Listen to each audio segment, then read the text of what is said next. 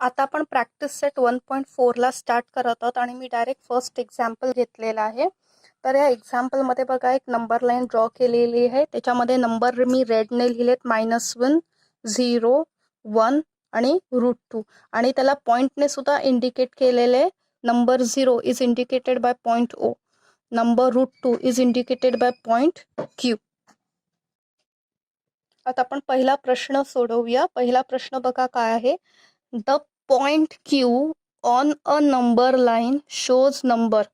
Point Q आहे, number लाईनवर कोणत्या नंबरला इंडिकेट करतोय तर शोज नंबर √2. कोणत्या नंबरला इंडिकेट करतोय? √2 ला इंडिकेट करतोय.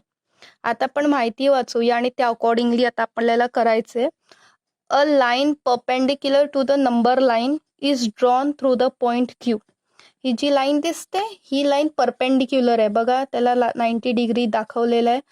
Is perpendicular to number line. ह्या नंबर लाईनला ही लाईन काय आहे? परपेंडिक्युलर आहे आणि ती कुठून काढलेली आहे? पॉइंट Q वरून काढलेली आहे. Point R is at unit distance.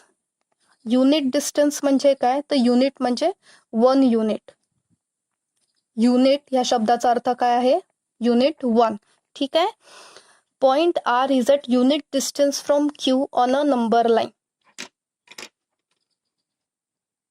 On the line. Sorry, it's not a number line. On a line. हा शब्द कट करते.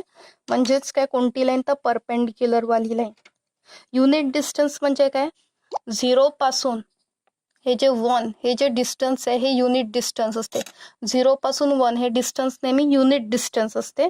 ते आपल्याला काढायचं ह्या परपेंडिक्युलरवर आणि ह्या पॉइंटला आपल्याला नाव द्यायचं आहे R.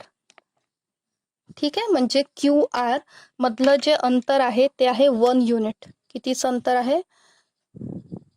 1 युनिट आहे.